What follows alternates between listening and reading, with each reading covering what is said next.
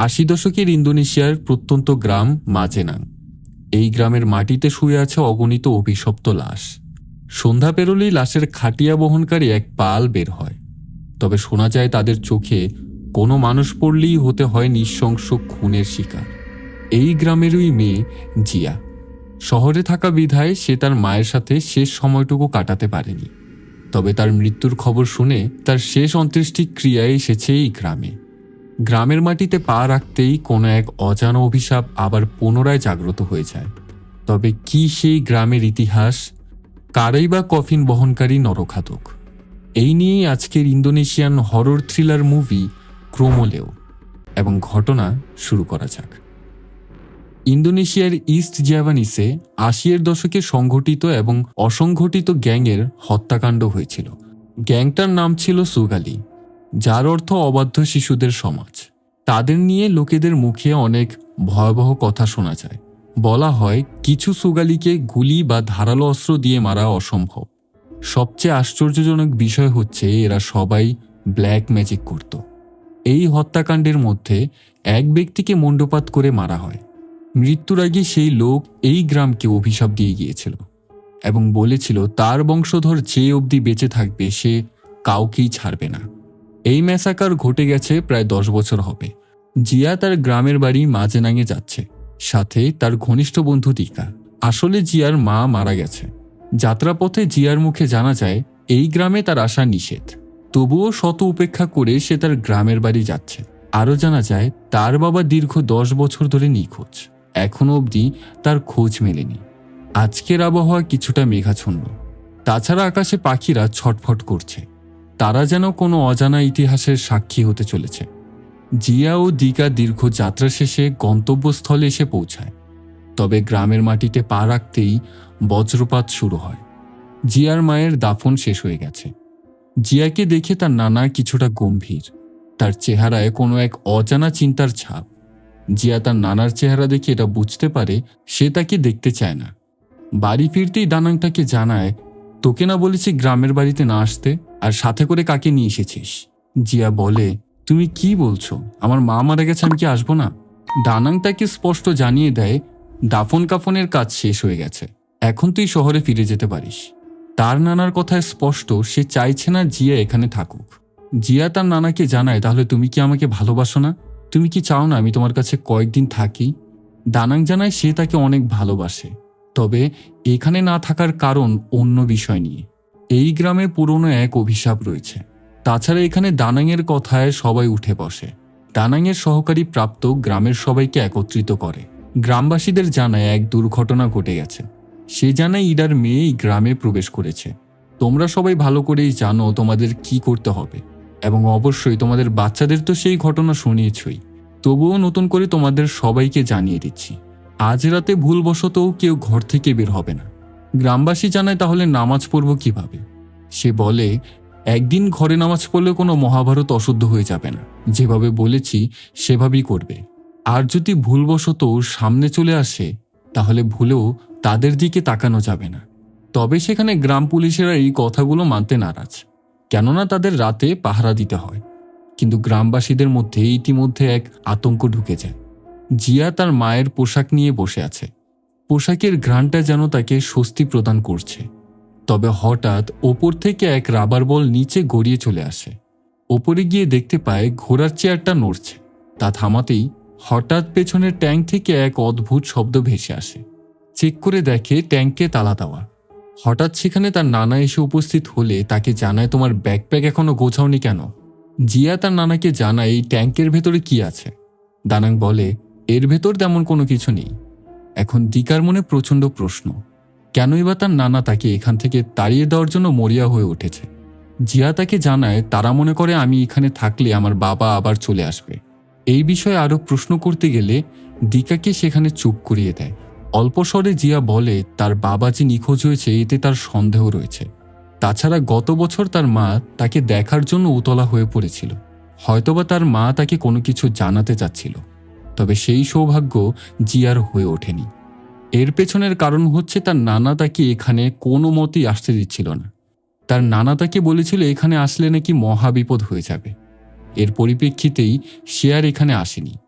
তবে জিয়া দিকার কাছে ক্ষমা চেয়ে নেয় এই কারণে যে তাকে এইসবের মধ্যে সে ডেকে নিয়ে এসেছে। এরপর গ্রামে প্রায় সন্ধ্যা ঘনিয়ে আসে। আবহাওয়া তেমন একটা ভালো না, আকাশে কালো মেঘ আর ঘন ঘন বজ্রপাত হচ্ছে। জিয়া যেই গাড়ি দিয়ে শহরে ফিরবে সেই গাড়ির টায়ার পাঞ্চার হয়ে গেছে। এখন সমস্যা একটা, এই নির্জনতায় কোথায় বা মেকানিক খুঁজে পাবে। এখন দানাং কিছুটা শঙ্কিত। তাদের দুজনকে আগে থেকেই বলে দেয় পেছন থেকে ডাক দিলে ভুলেও তাকাবি না। জিয়া বলে এত কিছু করার কি প্রয়োজন আছে, এক রাতই তো থাকবো। দানাং অনেকটাই সিরিয়াস। সে জানায় তোদের বাঁচানোর চেষ্টা করছি। দিকাকে নিয়ে দানাং সাহায্যের জন্য বেরিয়ে পড়ে। তাকে বলে ওই যে ওই দিকটাতে একটু দেখো দেখো কেউ সাহায্য করে কিনা, আর আমি সামনের দিকটা দেখছি। অন্যদিকে গ্রাম পুলিশ পাহারা দিচ্ছে। তাদের ধারণা গ্রামে কোনো সমস্যাই হবে না। তবু আজকের দিনটা একেবারে নীরব। তারা ভাবছে আর আধা ঘন্টা পাহারা দিয়ে বাড়ি চলে যাবে। জিয়া বাড়িতে একা বসে রয়েছে। এত কিছুর মধ্যে সে ভুলেই গেছে তার বান্ধবীর বিয়ে হয়েছে, কিন্তু সে তাকে অভিনন্দন জানায়নি। মেলির কাছে টেলিফোন করে ক্ষমা চায়, এর কারণ তার বিয়ের মধ্যে সে আসতে পারেনি। অন্যদিকে দিকা চারিপাশে কারো কাছে সাহায্য পায় না। দূর দূরান্ত শুধুমাত্র জঙ্গল ছাড়া আর কিছুই নেই। পরিবেশ কিছুটা ঠান্ডা, তাছাড়া ওয়েদারটাও ভালো। পাশে বসার একটা জায়গা আছে। এই ওয়েদার একটা সিগারেট ডিমান্ড করে, তাই বসে হাতে থাকা ডায়েরিটা নিয়ে সিগারেটে আগুন জ্বালিয়ে ফুঁকতে শুরু করে। আজকের দিনটা বেশ ভালোই কেটেছে, কারণ তার সাথে জিয়া ছিল। মনে মনে কিছুটা সে জিয়াকে ভালোবাসে, কিন্তু ভয়ে এখন অবধি প্রকাশ করতে পারেনি। আবহাওয়া এমন, আর কিছুক্ষণ পরই হয়তোবা বৃষ্টি নামবে। তাছাড়া গ্রামবাসীরাও প্রচণ্ড আতঙ্কে রয়েছে। দিকা ডায়েরির পৃষ্ঠা পাল্টাতেই এক অদ্ভুত ড্রয়িং দেখতে পায়, তবে এই ড্রয়িংটা সে করেনি। নজর থেকে ডায়েরি সরতেই কালো ছায়ার মতো দুটো পা ভেসে ওঠে। এ দেখে সে কিছুটা ভয় পায়, তবে কিছুক্ষণ পর ভেবে না এটা তার চোখের ভ্রম ছিল। শঙ্কিত হয়ে এখন দানাংকে স্যার স্যার বলে ডাকতে শুরু করে। তবে লাইটটাও চলে যায়। গ্রামে ছড়িয়ে পড়ে লাশবাহী একদল আতঙ্ক। যেখান দিয়ে হেঁটে যাচ্ছে চারিপাশে কুয়াশা। গ্রাম পুলিশ এই কাফেলাকে দেখে বলতে শুরু করে, এই ঘরে যাও না কেন, কোথায় যাচ্ছ? পাশেরটা আউযুবিল্লাহি মিনাশ শাইতানির রাজিম বলেই এক দৌড়। পাশে তাকিয়ে দেখে তার পেছনে কেউ নেই। ইতিমধ্যেই সেই নরখাদক তার সামনে। ভয়ে এসে চিৎকার দিয়ে এক দৌড়। অন্যদিকে মেলির মাও তাদের দেখতে পায়। তড়িঘড়ি করে ঘরের মধ্যে পৌঁছে তার মেয়েকে এক আলমারির ভেতরে লুকিয়ে রাখে। তাকে বলে কোনোভাবে এখান থেকে বের হবে না। দিকা ভয় পেয়ে এসে গাড়ির এখানে লুকিয়ে আছে। পাশ থেকে জিয়া এসে তাকে বলে, এখানে কি করছো? কোনো কথা না বলেই জিয়াকে নিয়ে সেখান থেকে চলে যাচ্ছে। জিয়া বলে, থামো, কি হয়েছে শুনি। এই গ্রামের মধ্যে কোনো কিছু আছে, আমি নিজ চোখে দেখেছি।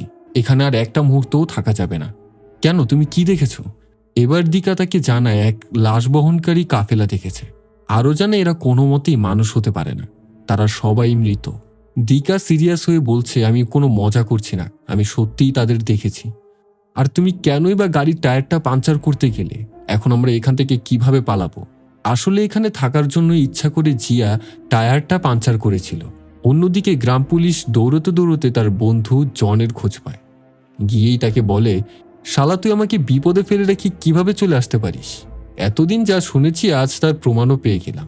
একেই বলে বিপদে বন্ধুর পরিচয়। জন যখন বেল বাজিয়ে গ্রামবাসীকে সতর্ক করতেই যাবে, পাশে দেখে বুট নিজের মাথা নিজেই ঠুকরাচ্ছে। রক্ত দিয়ে পুরোটা মাথা ভরে যায় এবং সে বলতে লাগছিল, জন আমাকে সাহায্য কর। এইভাবেই মাথা ঠুকরাতে ঠুকরাতে সেখানে সে মারা যায়। জন এখন এতটা ভয়ের মধ্যেই আছে তার হাত পা আর কাজ করছে না। এবং হঠাৎ করেই জনের এক হাত কেটে গিয়ে ছিটকে পড়ে জিয়া এবং দিকার সামনে। এই দৃশ্য দেখে তাদের দুজনের গায়ের লোম দাঁড়িয়ে যায়। সেই মুহূর্তে অদৃশ্য এক শক্তি দিকাকে গলা চেপে ধরে। দানাং চলে এসে হাওয়ায় এক গুলি চালায়, যার ফলে দিকা অদৃশ্য শক্তি থেকে মুক্তি পায়। অন্যদিকে মিলার মা ভয়ে খাটের নিচে গিয়ে লুকিয়ে পড়ে। হঠাৎ কোনো এক অদৃশ্য শক্তি তাকে টেনে নিয়ে দূরে ছুঁড়ে ফেলে দেয়। গলায় চেপে ধরে তাকে শূন্যে ভাসাতে শুরু করে। এক পর্যায়ে তার পেট চিরে সম্পূর্ণ নাড়ি ভুঁড়ি বের করে ফেলে। এই সম্পূর্ণ ঘটনা তার মেয়ে আলমারির ভেতর থেকে লুকিয়ে লুকিয়ে দেখছে। ভয়ে সেখানে সে বাকরুদ্ধ। অন্যদিকে জঙ্গলের পথ ধরে দানাং, জিয়া এবং দিকা সেখান থেকে পালাচ্ছে। হঠাৎ দিকার পা ধরে কে যেন টেনে বসে। দানাংয়ের কাছে এক আয়না। এদের একমাত্র আয়নাতেই দেখা যায়। দিকা সে অবয়ব থেকে ছাড়া পেয়ে গেলে দানাংকে সেখানে রেখেই জিয়াকে নিয়ে পালানো শুরু করে। জিয়া তার নানাকে ছাড়া এখান থেকে যাবে না। দিকা জিয়াকে বোঝানোর চেষ্টা করে তার নানা এখনো অবধি বেঁচে আছে, এই অবধি তারা তার কোনো ক্ষতি করতে পারেনি। এদের কাছ থেকে কিভাবে বাঁচতে হয় তা সে জানে, তোমার এটা নিয়ে চিন্তা করার কোনো প্রয়োজন নেই। তবে তারা দুজন সেখানে শঙ্কিত, কেননা রাতটা কোথায় কাটাবে। জিয়া জানায় সামনেই তার ফ্রেন্ড মিলার বাড়ি, এবং হাঁটতে হাঁটতে অবশেষে তাদের বাড়ির সামনে গিয়ে পৌঁছায়। সম্পূর্ণ বাড়ি অন্ধকারে আচ্ছন্ন। বাড়িতে প্রবেশ করেই মিলা বলে কয়েকটা ডাক দিতে শুরু করে, তবে কারো কোনো সাড়া শব্দ পাওয়া যায় না। দিকা তাদের ড্রাইভারকে কল দিচ্ছে, তবে টেলিফোনেও সংযোগ নেই। জিয়া মেঝেতে পড়ে থাকা রক্ত দেখে উপরে তাকাতেই এক চিৎকার দিয়ে বসে। ঝুলে আছে মিলার মায়ের ক্ষতবিক্ষত লাশ। চিৎকার শুনতে পেয়ে আলমারির ভেতরে মিলাও চিৎকার দিয়ে বসে। জিয়া তাকে জিজ্ঞাসা করে কি হয়েছে। এর উত্তরে মিলা জানায় ক্রোমলেও এসেছে, তারা সেখানে যাওয়ার পথ খুঁজে পাচ্ছে না। দিকা জানায় এখান থেকে যেভাবেই হোক রাতের মধ্যে বেরিয়ে যেতে হবে। আশ্চর্যের বিষয়, এই মধ্যরাতে ঘন জঙ্গলে এক গাড়ি তাদের দিকে এগিয়ে আসছে। হাতে ইশারা করে ডাক দিলেই হঠাৎ তারা লক্ষ্য করে এটা কোনো গাড়ি নয়, বরং এতক্ষণ যা দেখছিল সেটা তাদের ভ্রম ছিল। দিকার অনুভব হলো তার পা একটা নেই। সে কান্নায় ছটফট করতে থাকে। এই কাটা বানিয়ে তারা দুজন দিকাকে বহন করে সেখান থেকে দৌড়াচ্ছিল। পা কাটার প্রচণ্ড ব্যথা তার সহ্য হচ্ছিল না। আজ অবধি দিকা তাকে একটা কথা বলতে পারেনি। জিয়াকে সেখানে জানায়, আমি তোমাকে ভালোবাসি। মুহূর্তের মধ্যেই দিকার পেট চিরে যায়, যেমনটা তার পেট থেকে আস্ত নাড়ি ভুঁড়ি বের করে ফেলা হচ্ছে। এই দৃশ্য দেখে জিয়া নিজেকে সামলাতে পারেনি এবং অঝরে কান্না করেই যাচ্ছে। বিষয়টা জিয়াকে গভীরভাবে এতটাই শক করেছে, মুহূর্তের মধ্যেই অজ্ঞান হয়ে পড়ে যায়। অন্যদিকে দানাং প্রাপ্তর বাড়িতে চলে যায়। গিয়েই তাকে বলছে রক্ষা কবচটা কোথায়। দানাং প্রাপ্তকে তার সাথে নিয়ে যেতে চাচ্ছিল, তবে প্রাপ্তর স্ত্রী তাকে কোনোভাবেই যেতে দিবে না। বেশ ভালো কথা, তবে দানাং যখন তার কাছ থেকে রক্ষা কবচ চাচ্ছিল সেটা সে দিতে ইতস্তত বোধ করছিল। অন্যদিকে এক অন্ধ লোক জিয়া এবং মিলিকে কিডন্যাপ করে নিয়ে আসে। জিয়া চিৎকার করতে চাইলে বন্দুক টান করে তাকে চুপ করিয়ে দেয়। আমি তোমার জন্য অনেকদিন যাবৎ অপেক্ষা করে যাচ্ছি, তবে আজ সেই অপেক্ষার অবসান ঘটল। অনেকক্ষণ যাবৎ চুপ করে থেকে লোকটা একটা শব্দ বলল, যেটা ছিল ক্রোমলেও।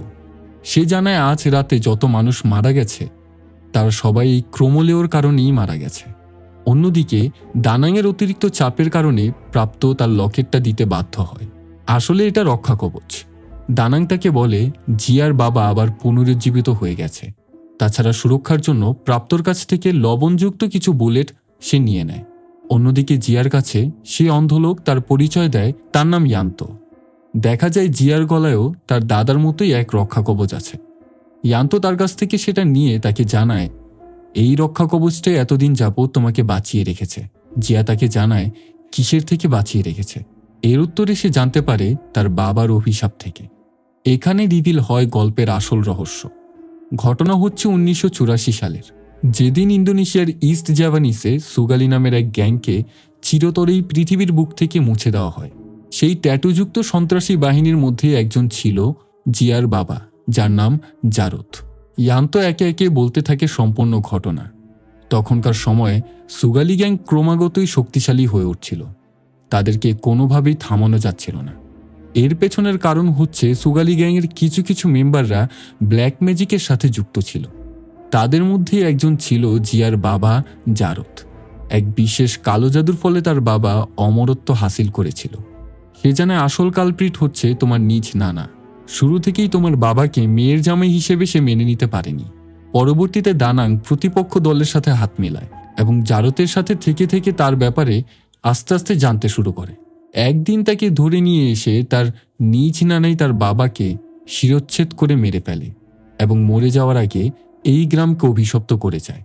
এমনকি সে নিজেও দানাংয়ের সাথে জড়িত ছিল। যখন তার বাবার শিরচ্ছেদ করা হয় সেই সময় সেখানে সে উপস্থিত ছিল। ইয়ান্ত তাকে জানায় তার গলায় যে রক্ষা কবচ আছে সেটা তার বাবার দাঁত দিয়ে তৈরি এবং এর ফলেই এতদিন যাবৎ সে বেঁচেছিল। তবে সেই ম্যাসাকারে যেই সুগালি মেম্বাররা মারা গেছে তারা সবাই অতৃপ্ত আত্মা হয়ে গ্রামে ঘুরে বেড়ায় এবং তাদেরকেই বলা হয় ক্রোমলেও। এর অর্থ হচ্ছে গোরখোদক। ক্রোমলেও তাদেরকেই বলা হয় যারা লাশ খননের কাজ করে অথবা লাশ বহন করে থাকে। যদি ভুলবশত তাদের চোখে চোখ পড়ে যায় তাহলে তার অস্তিত্বই সংকটে পড়ে যায়, এবং এই কারণেই ইয়ান্তো নিজের চোখ নিজে অন্ধ করে ফেলেছে যাতে করে সে তাদের দেখতে না পারে। অন্যদিকে দানাং প্রাপ্তর সাথে কথা বলে ঘর থেকে বের হয়ে গেলে দরজায় আবারও কড়া নড়ার শব্দ। কণ্ঠটা দানাংয়ের। প্রাপ্ত, গেটটা খুলতো, কথা আছে। গেট খুলে বাইরে তাকাতেই দেখে কিছুই নেই। পেছন থেকে প্রাপ্তর স্ত্রী হাতি ইশারা করে কি যেন দেখাতে চেষ্টা করছে। দেখা যায় লাশ বহনকারী পাল তাদের সামনে ঘরের দিকেই ধেয়ে আসছে। এতদিন প্রাপ্তর পরিবারকে রক্ষা করে আসছিল সেই রক্ষা কবচ, তবে দানাং সেটা নিয়ে যাওয়াতে তাদের ওপর ভর করে বসে। প্রাপ্তর স্ত্রীকে গলা চেপে ধরে শূন্য ভাসাতে শুরু করে। বুলেটগুলো দানাং নিয়ে গেছে, যেটা দিয়ে তাদের উপর আক্রমণ করা যায়। পাশের ঘর থেকে তা নিয়ে আসতে গেলেই এসে দেখে তার স্ত্রী আর বেঁচে নেই। ভয়ে বাইরে গিয়ে গেট বন্ধ করে দিতেই ঘুরে দেখে তার সামনেই ক্রোমল। আতঙ্কে হাড় হিম হয়ে যাচ্ছে। সেই মুহূর্তেই পা থেকে শুরু করে মাথা অবধি পুরোটা শরীর দু টুকরোতে পরিণত হয়। অন্যদিকে দানাং জিয়াকে তন্ন তন্ন করে খুঁজছে। গাড়িতে পৌঁছে গিয়ে দেখে সেখানে মৃত লাশ পড়ে আছে। হঠাৎ করে মিলির জ্ঞান ফিরে আসলে সে নিজেকে বাঁধা অবস্থায় দেখতে পায়। কোনো মতে হাতের বাঁধন ছুটাতেই জিয়া এবং ইয়ান্তোর কথোপকথন শুনতে থাকে। তাছাড়া ইয়ান্ত সেখানে বলছিল তোমার বাবাকে তোমার নানা দুই টুকরোতে সমাধি দিয়েছিল, তার খুলি একদিকে এবং বডি অন্যদিকে। তাছাড়া সে এর থেকে বাঁচার উপায়ও বলে দেয়। এখন করণীয় হচ্ছে তার খুলি খুঁজে এনে তার বডির সাথে জোড়া লাগাতে হবে। এর ফলে তোমার বাবা রক্তে মাংসে পুনরায় পুনরুজ্জীবিত হবে। তাকে মারার একটি উপায়, সেটা হচ্ছে তার নিজের বংশধরের হাতেই তার মৃত্যু। তোমার নানা চাচ্ছে তোমার মাধ্যমে এই অভিশাপটাকে একেবারে শেষ করে দিতে। ছুরিতে তোমার রক্ত লাগিয়ে তোমার বাবাকে স্ট্যাব করলেই সে মারা যাবে। জিয়া তার কাছে ওয়াদাবদ্ধ হয় যে সে এই অভিশাপ থামাবে, তবে ইয়ান্ত তা চায় না। এর কারণ হচ্ছে সে নিজেও একজন সুগালি গ্যাংয়ের মেম্বার ছিল। যখন তাদের গ্রুপের মানুষদের মারা হয় তখন এই গ্রামের সমস্ত মানুষ চুপ ছিল, এবং ইয়ান্ত চায় এই গ্রামের মানুষ ধুকে ধুকে মরুক। ইয়ান্ত যখন জিয়ার ওপর গান পয়েন্ট করে ঠিক সেই মুহূর্তেই তার নানা এসে উপস্থিত হয়। তাদের দুজনের মাঝে প্রচণ্ড ধস্তাধস্তি হয় এবং এক পর্যায়ে সে অক্ষত হয়ে যায়। দানাং তাকে ছাড়িয়ে আনলে জিয়া তার নানার কাছ থেকে সমস্ত ঘটনা জানতে চায়, তবে এর উত্তরে দানাং তাকে কিছুই জানায় না। সে জানায় আমাকে শুধুমাত্র বিশ্বাস করো, পরে তোমাকে সব ঘটনা খুলে বলবো।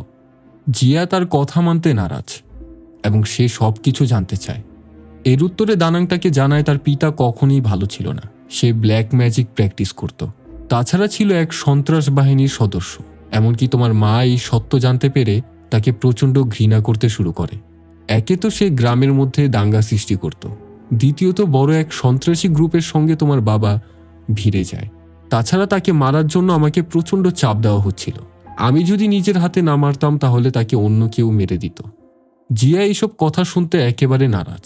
সে জানায় আমি এতটুকু জানি আমার বাবা ছোট থাকতে আমাকে অনেক ভালোবাসত, অন্তত সে তার ফ্যামিলিকে ভালোবাসত। তাকে মারার কোনো অধিকার নেই তোমার। কথোপকথনের মাঝে জিয়া তার রক্ষা কবচটাও ছিঁড়ে ফেলে দেয়। ঠিক সেই মুহূর্তেই জিয়ার ওপর আক্রমণ করে বসে সেই ক্রোমলেওরা। দানাং তাকে বাঁচাতে গেলে কোনো উপায় খুঁজে পায় না, এবং এখনই সঠিক মুহূর্ত জারদকে পুনরুজ্জীবিত করা। ইমিডিয়েটলি সে চলে যায় গ্যারেজ রুমে, যেখানে উপরে টানানো রয়েছে জারদের লাশ। অন্যদিকে ক্রোমলেওরা জিয়ার দিকে ধেয়ে আসছে। এক পর্যায়ে কাছাকাছি চলে আসলে সে ভয়ের সাথে তাদের কফিনটা চেক করতে যায়। গিয়ে সে দেখতে পায় তার নিজের লাশ সেখানে পড়ে আছে। হঠাৎ করে অদৃশ্য দুটো হাত তার গলা চেপে ধরে এবং দেখতে পায় তার বাবারূপী এক রাক্ষসকে। তার গলা চেপে ধরতেই সে জানায় বাবা আমি জিয়া, তবে সে কিছুতেই জিয়াকে চিনতে পারছে না। অন্যদিকে ঘর থেকে তালা দেওয়া ট্যাঙ্কটা সে নিয়ে আসে এবং দেখা যায় এই ট্যাঙ্কের ভেতর তার নিজের কোনো জিনিস নয়, বরং জারতের অর্ধেক মাথা। জায়গা মতো রেখে রক্ষা কবচ থেকে দাঁতগুলো বের করে তার মুখে ঢুকিয়ে দেয়, এবং হঠাৎ করেই ইয়ান্ত পেছন থেকে এসে দানাংয়ের ঘাড়ের মধ্যে আঘাত করে বসে। এর ফলে তার ব্লিডিং হওয়া শুরু হয়। সময় মতো জারতের আত্মা তার বডিতে এসে প্রবেশ করলে সে পুনরুজ্জীবিত হয়। ইয়ান্ত তার রশির বাঁধন খুলে দিলেই সে মুক্তি পেয়ে যায় এবং সে জারতের কাছে তার প্রাণ ভিক্ষা চেতে শুরু করে। তবে সে জাগ্রত হওয়ার পর রিয়ান্তর শরীর থেকে তাজা রক্তগুলো খেয়ে নেয়। তাকে মেরে ফেলার পর গিয়ে পৌঁছায় দানাংয়ের সামনে। কত বছর ধরে দেখি না আপনাকে। আজকের রাতটা আপনার জন্য সময় খুবই ধীর গতিতে চলবে, কেননা আজকে আপনার শাস্তির দিন। জারতের কাছ থেকে জানা যায় আসল ঘটনা। জারতের গ্রুপে ব্ল্যাক ম্যাজিশিয়ান অনেক ছিল, তবে তাদের লিডার এমন এক চর্চা করত যার ফলে সে অমরত্ব হাসিল করতে পেরেছিল। প্রতিপক্ষ দলের এই খবর থেকে অবগত ছিল কিভাবেই বা এরা অমরত্ব হাসিল করে। এর ফলে তারা দানাংয়ের সাথে চুক্তিবদ্ধ হয়। দানাং তার মেয়ের জামাইকে বলে এই ব্ল্যাক ম্যাজিক সে যেন চালিয়ে যায় এবং এটাকে পারফেক্টভাবে যেন সে আয়ত্ত করে। তবে দানাংয়ের মেয়ে ইডা এই খবর জানতে পেরে তার স্বামীর প্রতি সে মুখ ঘুরিয়ে নেয়, যার ফলে এক পর্যায়ে এই সমস্ত ঘটনা থেকে জারদ বেরিয়ে আসে এবং সাধারণ জীবনযাপন করতে থাকে। কিন্তু দানাং মনে করে সে আগের মতোই চলাফেরা করছে, যার ফলে তাকে মারতে সে বাধ্য। তবে তাকে মারার পরে সে আফসোস করতে থাকে, কিন্তু ততক্ষণে দেরি হয়ে যায়। সেখানে জিয়া চলে আসে। তার বাবাকে মানুষ রূপে দেখতে পেয়ে গিয়ে তাকে জড়িয়ে ধরে। জিয়া জানায় তোমার নানার উপর রাগ হওয়াটাই স্বাভাবিক, কিন্তু তাকে তুমি ক্ষমা করে দাও। তবে জারদ তাকে উল্টো বলে তুমি তোমার মায়ের মতো হয়েছ। সেও মানুষদের ক্ষমা করতে ভালোবাসত, কিন্তু এ ক্ষমার যোগ্য নয়। তাকে ধাক্কা দিয়ে সে চলে যায় দানাংকে মারার জন্য। অনেক আকুতি মিনতি করার পরেও তার বাবা তার কথায় রাজি হয় না। এর ফলে শেষমেশ সে বাধ্য হয়ে নিজের রক্ত ছুরিতে ছিটিয়ে তার বাবাকে নিজ হাতে হত্যা করে। অতিরিক্ত ব্লিডিং হওয়ার কারণে দানাংকে সে হসপিটালে নিয়ে যাচ্ছিল। তবে দানাং আন্দাজ করতে পারে সে হয়তোবা আর বাঁচবে না। হঠাৎ করে সেখানে গান নিয়ে মেলি উপস্থিত হয় এবং সে বলে এখানে যা হয়েছে আমি সব শুনেছি। জিয়া, তোমার কারণেই আমার মা মারা গেছে। তোমাকে আমি কোনো মতেই বাঁচতে দেব না। এই বলে তাদের দুজনের ওপরে মেলি গুলি চালাতে শুরু করে। তবে দানাংয়ের কারণে জিয়া বেঁচে গেলেও তার বুকে গিয়ে গুলিটা লাগে। জিয়াকে বাঁচাতে গিয়ে দানাং ছুরি নিয়ে মেলিকে আঘাত করে সেখানেই মেরে ফেলে। জিয়ার শরীর একেবারে অবশ হয়ে গেছে, হয়তোবা একটু পরেই সে মারা যাবে। কিন্তু সে তো মরতে চায় না। সঠিক মুহূর্তেই তার বাবাকে আঘাত করা সেই ছুরিটা নিয়ে তার থেকে রক্ত চেটে খেয়ে নেয় এবং দেখা যায় জিয়াও এখানে ক্রোমলেও হয়ে গেছে, যাকে কিনা কোনো গুলি অথবা ধারালো ছুরি দিয়ে মারা অসম্ভব। মুভির গল্প এখানেই শেষ হয়। তবে পোস্ট ক্রেডিট সিনে আমাদের দেখানো হয় গতকাল রাতে দুর্ঘটনা ঘটে যাওয়া সেই স্থানে কিছু মাফিয়ারা আসে, যেখানে দানাং এবং জারতের বডি সহ আরও দুজনের বডি পড়ে আছে এবং পরীক্ষা নিরীক্ষার জন্য জারতের বডিটা তারা নিয়ে যায়। এখানেই বোঝা যায় এই মুভিটার সিকুয়েল অবশ্যই আসবে, কেননা এই মুভিটিতে এখনও পুরোপুরি রহস্য উন্মোচন করা হয়নি। আসলে জিয়ার বাবার মৃত্যুর পেছনে কার হাত ছিল। দানাং সম্পূর্ণ ঘটনা বলতে গিয়েও সে বলতে পারেনি। আসল ঘটনা এখনও আড়ালেই আছে। তাছাড়া আমার এক্সপ্লেনেশন যদি ভালো লেগে থাকে অবশ্যই ভিডিওটা লাইক করতে